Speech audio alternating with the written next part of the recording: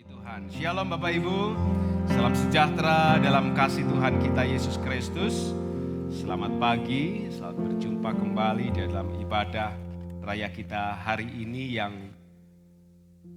berdekatan dengan perayaan Tahun Baru Imlek kemarin ya. Jadi Bapak Ibu yang kemarin bersukacita juga dengan peringatan Imlek, ya selamat Hari Raya Imlek. Sekalipun kita tidak mengikuti ritual-ritual dari hari raya tersebut, ya karena kita punya iman di dalam Kristus Yesus, ya. Tapi secara tradisi mungkin Bapak Ibu ada yang ikut merayakan, mengucapkan selamat kepada saudara, kepada rekan, kepada tetangga, pada seluruh handai tolan dimanapun berada, baik yang saudara kenal dengan baik secara langsung ataupun yang Bapak Ibu sampaikan melalui media sosial dan sebagainya. Ya, dimana katanya tahun ini adalah tahun naga kayu, kalau saya tidak salah.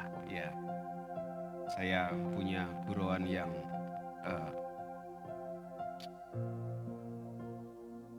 mungkin sedikit sarkas, ya mohon dimaafkan jika itu terasa enggak banget ya. Naga kayu, kalau kita tahu naga biasanya yang dikeluarkan apa Bapak Ibu? Api ya. Jadi kalau naga biasanya keluarnya api. Nah, kalau pas yang dikeluarkan api dan anginnya balik ke dirinya sendiri, terbakar jadinya. Karena kan kayu, ya, mudah terbakar. Jadi mungkin tahun ini ada banyak yang mudah terbakar. Ya, saya nggak tahu yang terbakar apa. Yang terbakar diri sendiri kah? Atau yang terbakar orang lain? Yang terbakar siapapun. Ya, dari mulut naga bisa keluar api. Dan api itu bisa membakar. Entah membakar orang lain atau mungkin kembali membakar diri sendiri. Nah, dalam mitologi orang Tionghoa, naga merupakan sebuah penggambaran dari sesuatu yang ilahi dipahami dalam mitologi orang Tionghoa. Menggambarkan kelimpahan, keberuntungan, kemakmuran dan berkat dan sebagainya. Ya. Dan bagi orang Tionghoa menganggap dirinya bahwa dia adalah keturunan dari sang naga. Orang Tionghoa menganggap dirinya adalah keturunan dari naga tersebut. Katanya kalau orang Tionghoa itu Lungti Chuanren, keturunan sang naga. Tapi kalau kita lihat naga di dalam firman Tuhan, itu maknanya selalu negatif. Naganya selalu pada kuasa kegelapan.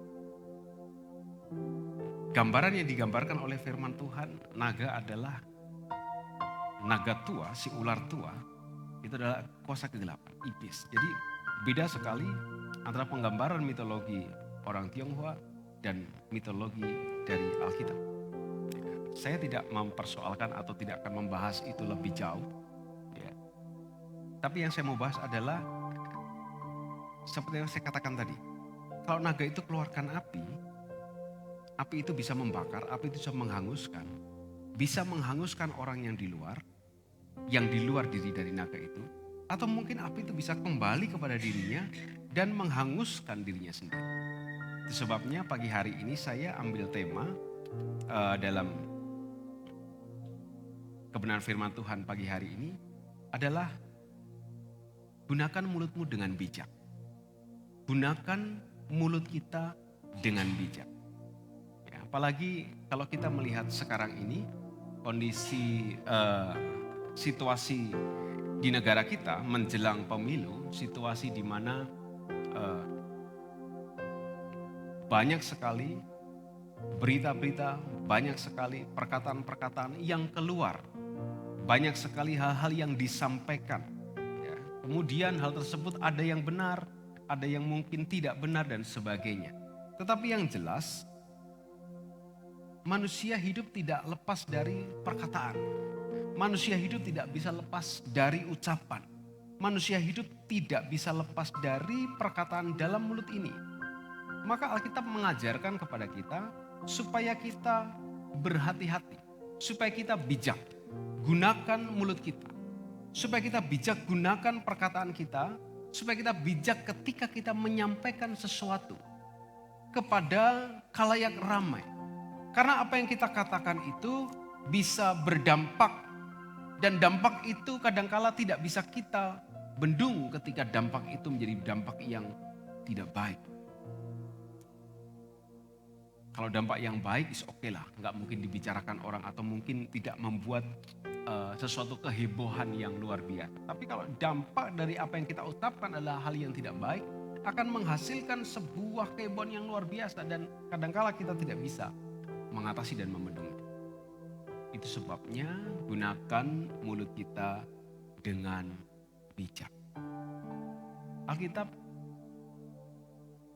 memberikan kepada kita tuntunan, Alkitab memberikan kepada kita peringatan.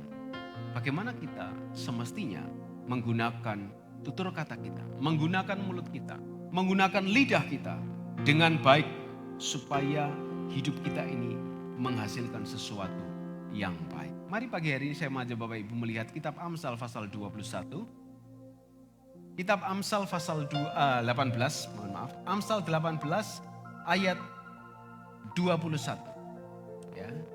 Kitab Amsal pasal 18 ayat 21. Yang sudah ketemu bisa bangkit berdiri.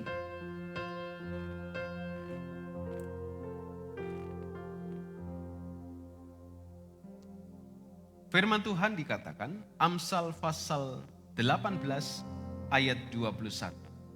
Mati, hidup dan mati dikuasai lidah. Hidup dan mati dikuasai lidah. Siapa suka menggemakannya akan memakan buahnya. Hidup dan mati dikuasai lidah.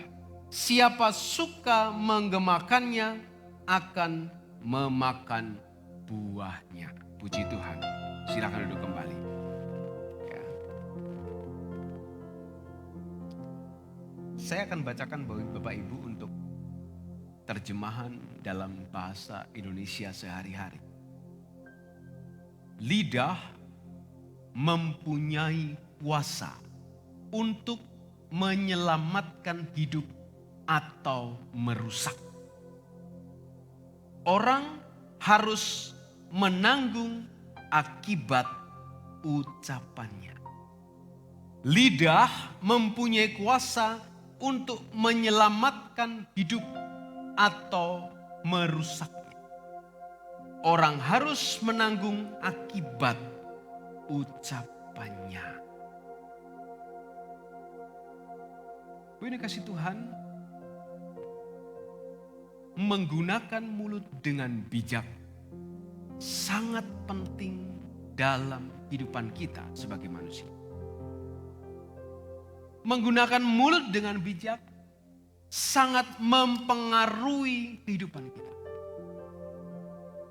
Hidup dan mati dikuasai lidah. Baik itu secara harafiah, ada dua hal yang bisa kita lihat dari lidah. Dari sisi sebagai alat perasa, di satu sisi sebagai alat untuk berbicara. Kalau tidak ada lidah, kita nggak bisa berbicara dengan leluasa. Yang ada lidah saja kadang-kadang tidak bisa berbicara dengan leluasa. Maka kita mungkin kenal orang-orang yang cadel, pelat, tidak bisa bilang R, selalu bilangnya L. Sekalipun ada terapinya bisa jadikan itu berubah. Namun jika nggak ada lidah, maka nggak akan ada yang diucapkan. Nggak ada lidah, nggak ada yang akan bisa dirasakan secara makanan. Maka kita mesti bijak. Gunakan lidah kita. Gunakan lidah kita dengan bijak.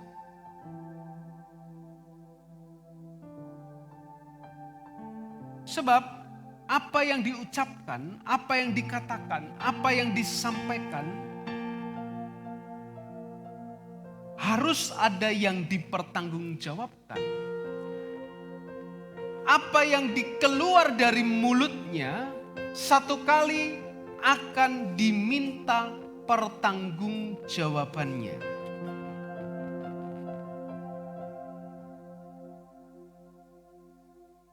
Di dalam Injil Matius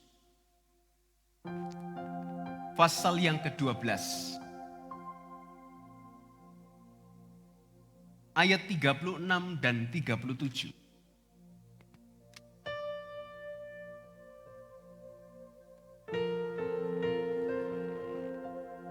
Matius 12 ayat 36 dan 37 katakan demikian.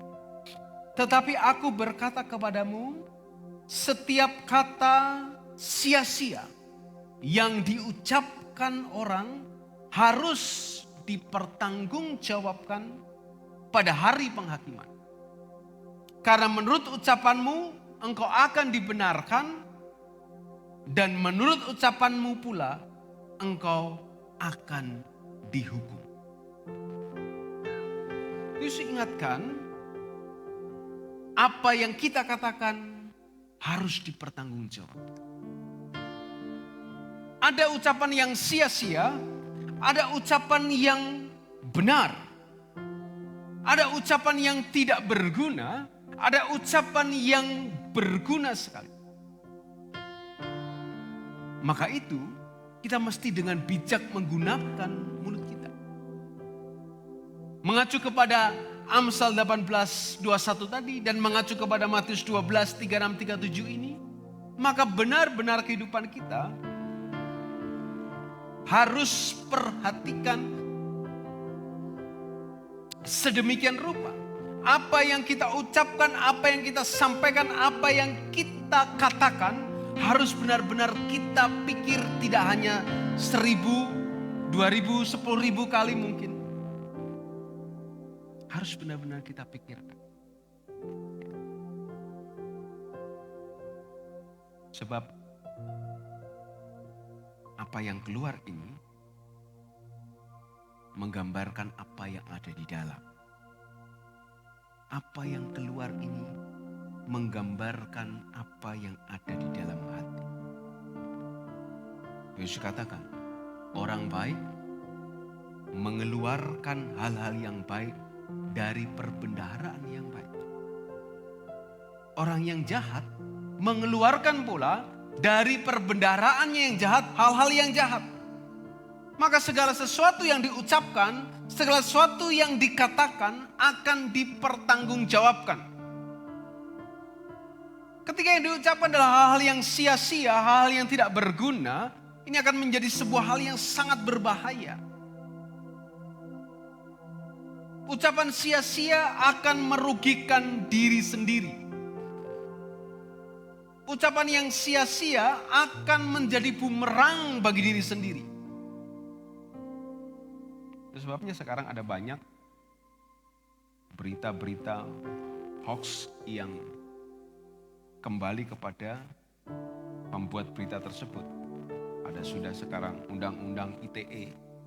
Ya, jadi berhati-hati ketika menyampaikan kabar sesuatu. Ketika terima kabar pun cek dulu kebenarannya. Setelah saya ingatkan pada Bapak Ibu, kalau ada kabar jangan main tekan, bagikan saja. Cek dulu. Bapak Ibu sekarang sudah di zaman digital, di zaman internet, sangat mudah melihat apakah berita itu benar, apakah omongan itu betul, apakah berita itu bisa dipertanggungjawabkan, sangat mudah. Udah tinggal masuk ke mesin pencarian, tinggal masuk ke Google, udah ketik di sana, cek fakta. Fakta apa? Berita yang disampaikan itu benar atau tidak. Ya. Saya sering kali mengcounter berita-berita di WA group yang tidak benar. Saya selalu tampilkan linksnya, saya selalu tampilkan berita-berita yang membantah tersebut. Saya lihat masuk di WA group sudah diteruskan berkali-kali. Wah, ini berita ini benar atau tidak? Kalau berita benar saya nggak komplain, saya tidak akan menelusuri atau memberikan link counternya. Tapi begitu saya cek, oh ini berita nggak benar, maka saya akan langsung kasih link counternya. Kalau saya admin di WA itu, saya langsung hapus berita tersebut. Saya harus bersihkan dari berita-berita yang sia-sia, yang nggak benar. Karena berita-berita tersebut akan membawa dampak yang buruk, dampak yang tidak baik. Dampak yang bahkan mungkin gak dibayangkan dari si pembuat berita itu, yang mengucapkan itu, bahkan tidak dibayangkan. Dampak yang besar yang terjadi akibat apa yang dikatakannya.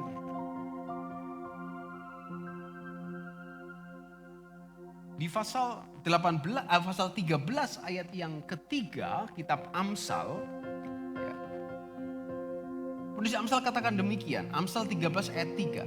Siapa menjaga mulutnya, memelihara nyawanya. Siapa yang lebar bibir, ya lebar bibir ini bukan berarti secara harfiah bibirnya lebar gitu ya. Siapa yang lebar bibir akan ditimpa kebinasaan. Perkataan yang sia-sia, ucapan yang sia-sia, ucapan yang tidak bijak yang keluar dari kehidupan manusia akan mencelakakan dirinya sendiri. Ucapan yang sia-sia yang tidak mengandung makna apa-apa akan merugikan diri sendiri. Apalagi kalau ucapan itu merupakan ucapan-ucapan fitnah, ucapan-ucapan provokatif, ucapan-ucapan mengadu domba, ya, maka itu akan merugikan diri sendiri. Yang pertama, merugikan hidupnya. Karena apa? Ketika ucapan tersampaikan dan yang mungkin menuduh atau memojokkan seseorang, yang dituduh, yang dipojokkan merasa tidak melakukan dan tidak terima, bisa berurusan dengan hukum. Mungkin karena sudah saking jengkelnya berulang kali diajak mungkin dimediasi oleh lembaga hukum, tidak mau, pokoknya lanjut Pak, ini sudah bolak-balik begitu lagi. Akhirnya berdampak pada diri sendiri, merugikan diri sendiri. Ucapan yang sia-sia juga akan merugikan orang lain. Merugikan orang lain. Dulu pernah ada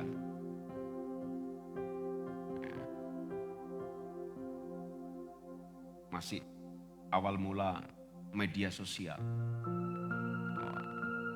Karena begitu laris jualannya, kemudian masuk berita. Begitu masuk berita, langsung heboh. Karena katanya ketika masak,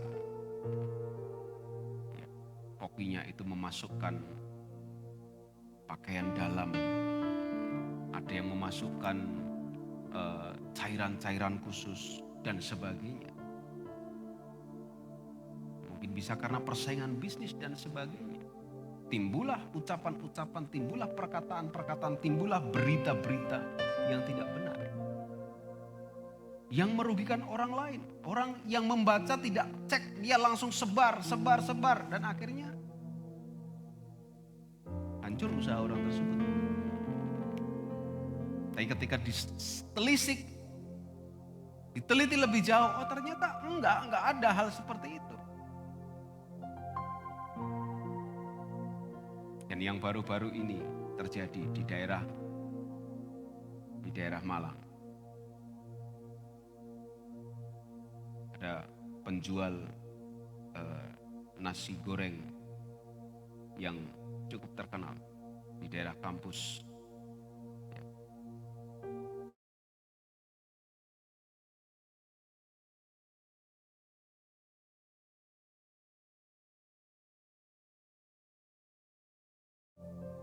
boleh buka. Padahal dia sudah buka sejak tahun 90-an. Dan sudah jelas sekali ditulis di gerobaknya itu.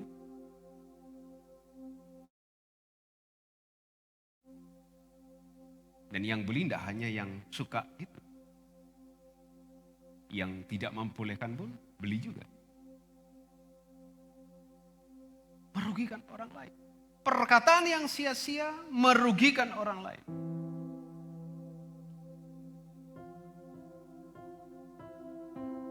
Firman Tuhan katakan lidah ini seperti api.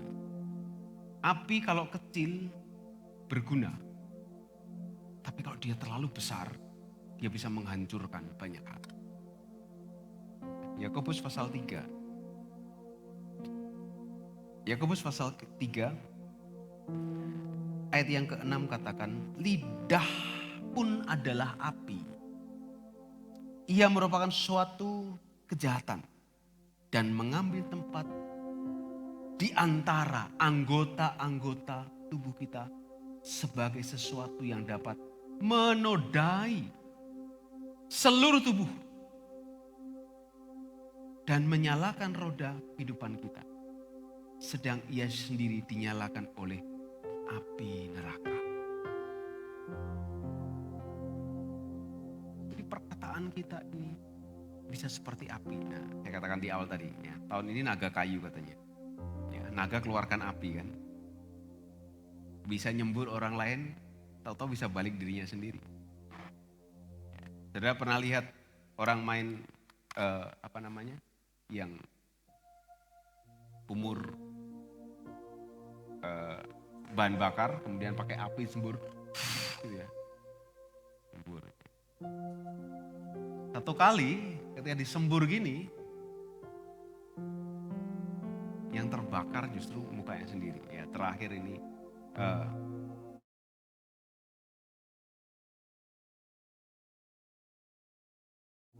api balik. Hati-hati. Hati-hati gunakan lidah kita. Hati-hati gunakan mulut kita. Hati-hati ketika kita mengucapkan sesuatu. Sebelum keluar dalam ucapan, pikir dengan baik. Apakah yang kita ucapkan tersebut sia-sia, tidak ada gunanya? Ataukah yang kita ucapkan tersebut ucapan yang bagus, yang baik, yang bijaksana? Karena ucapan yang baik, yang bijaksana digunakan untuk membangun, digunakan untuk menyemangati, digunakan untuk mendorong lebih maju, digunakan untuk menghibur, digunakan untuk memberikan dampak yang luar biasa. Itu sebabnya jangan ada perkataan-perkataan yang sia-sia keluar dari mulut kita. Rasul Paulus menuliskan dalam kitab Efesus pasal yang keempat, Efesus pasal yang keempat ayat yang ke-29.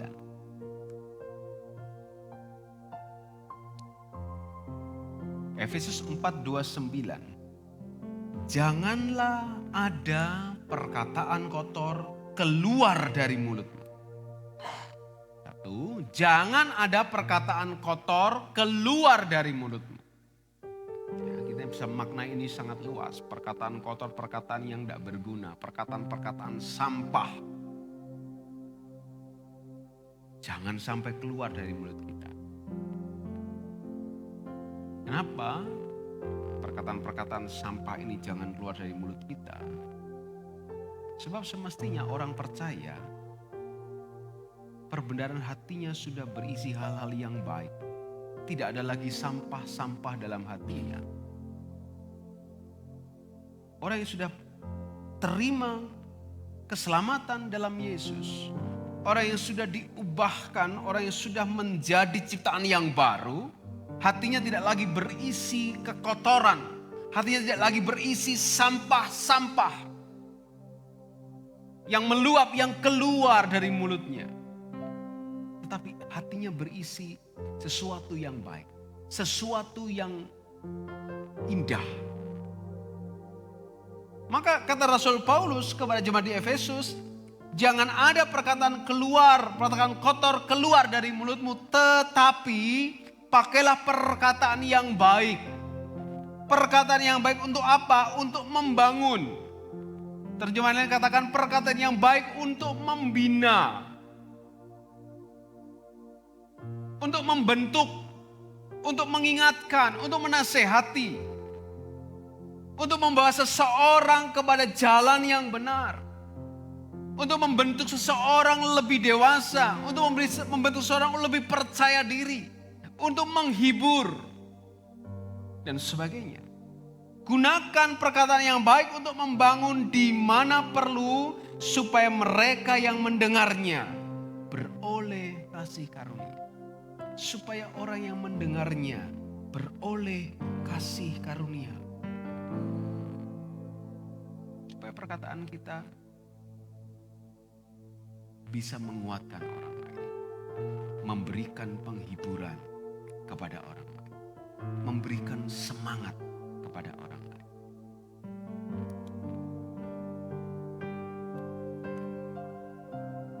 Saya terus dan sedang dan terus akan terus belajar untuk merespon dengan baik.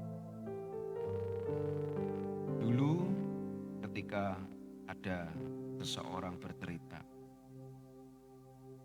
tentang keadaan diri,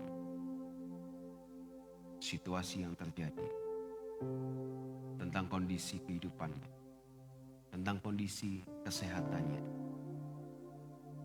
yang langsung keluar dari pikiran ini tertutup dalam mulut adalah membandingkan keadaan orang tersebut dengan situasi yang ada, membandingkan sakit penyakit dengan dampak-dampak yang terjadi. Rupanya ini juga bisa menjadi hal yang tidak baik. Contoh, ada yang cerita, saya sedang mengalami sesuatu dalam tubuh saya. Katakanlah cancer. Saya sedang alami cancer. Maka yang biasanya muncul dalam pikiran kita adalah melihat bagaimana orang yang pernah kena cancer. Oh, si A ini pernah loh, aku punya teman pernah kena. Oh, enggak sembuh itu, mati. Oh, yang kena cancer begitu cerita dia langsung down. Waduh, lah mati aku habis ini. Yang terjadi. Tapi coba kita rubah, yang keluar dari mulut kita bukan seperti itu. Kita ubah dengan perkataan yang membangun. Kita ubah dengan perkataan yang memberikan dorongan semangat. Saya kena cancer ini. Kita bisa ubah dengan perkataan semangat. Cancer sekarang sudah ada obatnya. Kalau obat cancer tidak bisa menyembuhkan, ada Tuhan Yesus yang sanggup menyembuhkan. Ubah perkataan yang negatif jadi perkataan yang positif. Kepada anak-anak, kadang-kala kita tidak sengaja bilang, kok bodoh banget sih kamu? Gitu aja gak bisa. Ketika anak dengar itu, dia langsung down. Ya aku gak bisa ya. Aku gak bisa. Ubah perkataan jadi perkataan yang positif. Tunjukkan caranya, ajari begini loh caranya. Ayo kamu pasti bisa, belajar. Dorong terus, kasih semangat. Ini ucapan-ucapan yang bahagia, yang membahagiakan, yang menyenangkan, yang membangun, yang mendorong, yang membina. Sehingga setiap orang yang mendengar beroleh kasih karunia, bersukacita. Ada yang terima kasih karunia kan bersukacita, dia bersukacita, bahagia. Jadi mari kita juga belajar dengan bijak gunakan mulut kita. Kita belajar dengan bijak, gunakan ucapan diri kita. Kita belajar dengan bijak, gunakan lidah kita.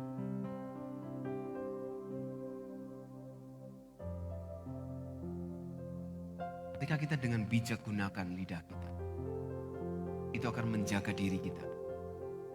Menjaga diri kita juga dari setiap godaan.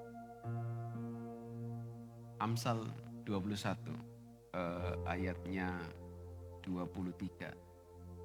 Amsal 21, 23.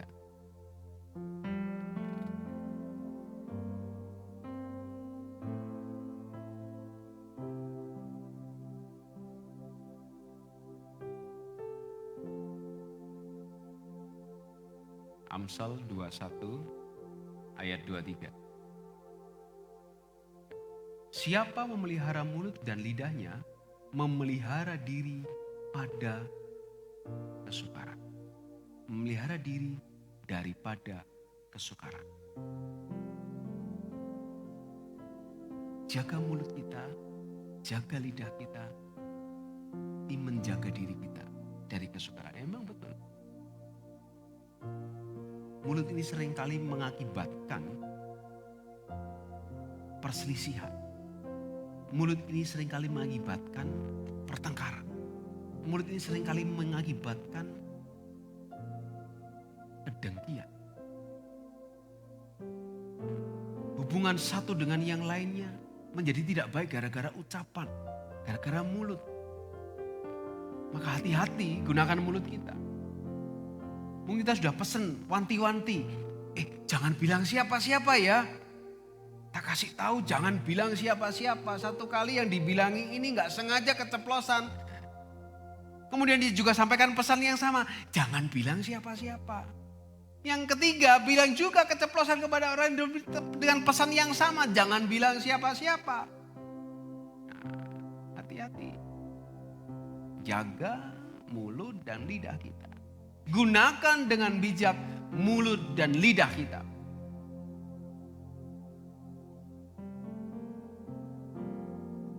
Ketika mulut dan lidah kita gunakan dengan bijak, maka kita akan terpelihara. Kehidupan kita, saat kita nanti menghadap pada penghakiman pun, ketika kita dihakimi dengan setiap ucapan kita, didapati ucapan kita ucapan yang baik, ucapan yang berkenan, ucapan yang memuliakan Tuhan, ucapan yang membangun, yang mendorong, yang membina dengan baik. Sehingga setiap orang yang mendengarkan perkataan kita merasa nyaman. Kita pun mendengar perkataan diri kita sendiri pun nyaman.